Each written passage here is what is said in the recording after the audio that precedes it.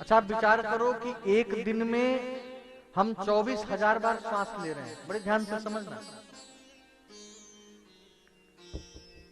हृदय से क्या 24 बार भी भगवान का नाम लिया? ये सरकार हमको बिजली दे रही है, उसका हम लोग टैक्स भर रहे हैं। पानी दे रही है, उसका भी टैक्स भर रहे हैं। रोड पे चल रहे हैं, उसका भी टैक्स भर रहे हैं। हर चीज का, यहाँ तक कि अब कहना भाई बुरा मत मानना मेरी बात का, यहाँ तक माता पिता भी अपने बच्चों को संस्कार देते हैं तो उसका कर वसूल लेते हैं बुढ़ापे में। भाई क्यों संस्कार दिया जा रहा है? भाई बच्चा बड़ा होगा, हमारी सेवा करेगा, एक अपेक्षा है, यही कर है। लेकिन विचार करो, इतना सुंदर रिश्ता माता पिता का, दादा दादी का, सब कितना दुलार करते हैं, मानते हैं, लेकिन उनकी भी अपेक्षाएं आपसे हैं। अभी आप नालायक हो जाइए तो घर से लात मार करके भगाते देर नहीं लगेगी महाराज। ये कड़वा सत्य है। सबका, बच्चों का माता पिता से अपेक्षा, माता पिता का बच्चों से अपेक्षाएं, पति का पत्नी से, पत्नी का पति से, सब अपेक्षा से घिरे हुए। सरकार कुछ दे रही है, वो भी कर ले रही है, लेकिन ठाकुर जी हर वर्ष वर्षा करते हैं, इतने अनाज होते हैं, उससे हम लोग की जीविका चल रही है। जब बच्चा पैदा होता है तो माँ की छाती में दूध भी वही देता है, नहीं तो कैसे खाएगा? तो तभी बच्चे को परेशानी हो जाएगी। जब दांत नहीं तब दूध दियो, जब दांत दियो तो कुछ और दियो। वो इतना सब कुछ दे रहा है, इतने सुंदर हाथ दिए उसने, इतने सुंदर पैर दिए, आंखें दी, मुख दिए, जिह्वा दी, कान दिए, सब कुछ दिया, लेकिन आज तक तुमसे कभी कुछ मांगने नहीं आया कि हमने तुमको इतना कुछ दिया, तुम हमको कुछ दो। कभी कहा है परमात्मा ने? नहीं कहा। लेकिन हम कितने गजब के आदमी, इसको सामाजिक भाषा में गद्दार कहते हैं, गद्दार। जैसे किसी का कर्ज ले लो और उसे वापस न करो, उसे क्या कहेंगे? गद्दारी तो कहेंगे। तो ये हम लोग की गद्दारी है।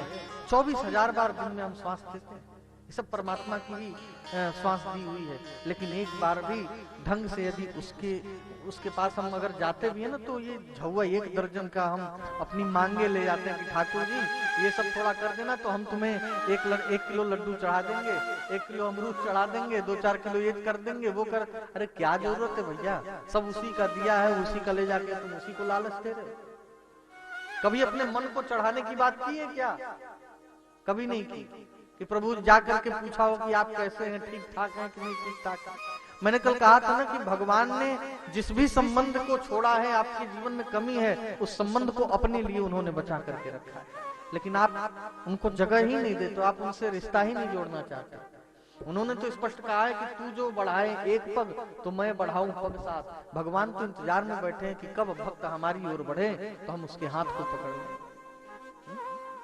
भगवान इतना कुछ करते हैं हमारे लिए, लेकिन हम गद्दार लोग हैं, भूल जाते हैं, कभी नहीं पूछते। अब कहेंगे कि हम सेवा तो करते हैं। भैया जब कोई अगर मेहमान आता है हमारे घर में, मेहमानों की कैसे सेवा होती है? खूब बढ़िया, उसके लिए बार बार पूछते हैं हम लोग। वो गमछा ले गए, साबुन ले गए, फिर नाश्ते में और ले लीजिए थोड़ा सा, फिर उसके बाद और जाके कुछ पूछा, भोजन में और 2-4 पूरी ले लीजिए, रोटी ले लीजिए, फिर शाम को नाश्ता कराया खूब सुंदर सुंदर बना करके, फिर रात्रि को भोजन कराया, लोटे में जल रखा। इतना सब कुछ मेहमान के लिए करते हैं। और आज के समय में भगवान को जो जैसे लड्डू गोपाल हैं, कोई ठाकुर जी हैं, उनको व्यक्ति अपने घर में रख रहा है। उनको तो अपना भी नहीं मान रहे, मेहमान भी नहीं, कुछ नहीं मान रहे हैं, पता नहीं क्या मान रहे हैं, बस वो मूर्ति मान रहे हो। मूर्ति मानते हो तभी तो वो 4 दाना, वो लाची दाना होता है ना, चिनिया बादाम वाला, वो भोग लगा दिया, हाँ हाँ खा लो ठीक है। उनकी कटोरी तो देखने पे ऐसी लगती है कि जैसे उसने कितने दिनों से न नहाने का कसम खाया उस कटोरी में। एकदम वो हरा हरा कलर का वो काई लगी रहती है ना, उसी में बेचारे ठाकुर जी पाते हैं। ये आजकल के ठाकुर जी लोग की स्थिति है। अब विचार करो, लोग ऐसे व्यवहार करते हैं ठाकुर जी के साथ। क्यों? क्योंकि आप उनसे कोई संबंध आपका नहीं है, उनको आपने अभी तक अपनाया नहीं है। क्या आप अपने बच्चे के साथ ऐसा व्यवहार कर सकते हो? नहीं कर सकते हो। उसको भी आप नहवाते हो, धुलाते हो, बढ़िया साफ सुथरा रखते हो, ठंड लगने पर स्वेटर, रजाई, सब कुछ सारी व्यवस्था करते हो।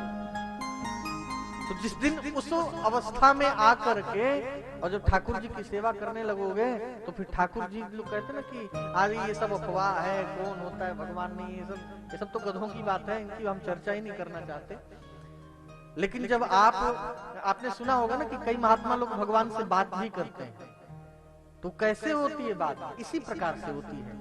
जब उनसे आप संबंध बना लोगे, अपने हर सुख और दुख को उनसे जब आप साझा करोगे, तो ठाकुर जी आपसे बात करेंगे। आप कहते हो हम देखे नहीं, तो कैसे माने? अरे उस पात्र तो बनो, तब तो दिखेगा, समझ में आएगा।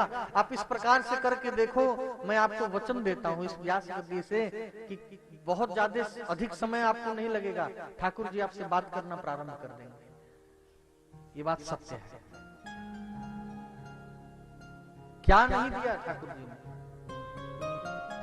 लेकिन हम लोग बार बार बोलते हैं, बार बार बोलते हैं। इसलिए हर कथाओं में मैं निवेदन करता हूं कि अगर यहां से मैं कथा कह करके जाऊं तो कम से कम सबको तो मैं नहीं कहूंगा, प्रार्थना तो सभी के लिए है, लेकिन अगर 2-4 लोग भी थोड़ा संभल गए तो ये हमारे लिए बड़ी अच्छी बात हो जाएगी, क्योंकि तो उससे फिर ठाकुर जी प्रसन्न होंगे ना। जीवन में कम से कम तिलक माथे पे जरूर होना चाहिए। ये कोई जरूरी नहीं कि केवल ब्राह्मण ही तिलक लगाता है। ब्राह्मण, क्षत्रिय, वैश्य, शूद्र, जितने भी मनुष्य हैं, सनातनी जो हैं, सनातनियों की बात कर रहा हूं, सभी सनातनियों की मस्तिष्क पर तिलक होना चाहिए। जैसे एक सुहागन स्त्री सिंदूर लगाती है अपने पति के लिए, तो हम सबका पति वही है और ये हमारा यही तो सिंदूर है, अगर एक प्रकार से समझा जाए तो ठाकुर जी के लिए हमें तिलक धारण अवश्य करना चाहिए। तिलक धारण करके शुद्धता से, स्वच्छता से भगवान की सेवा करनी चाहिए। हम कह रहे हैं कि तुम मत सेवा करो, तुम वो भी मत करो। जीवन में अपने घर पे सभी लोग, बुजुर्ग, बड़े बुजुर्गों की ये स्थिति होनी चाहिए कि अपने घर में सब परिवार को बिठा करके कम से कम 1 घंटा, 24 घंटे में से 23 घंटे आपके, 1 घंटे ठाकुर जी, खूब भाव से, मन से मजीरा बजा करके, नाच करके, गा करके, खूब कीर्तन करो। देखो क्या आनंद मिलता है हमारा।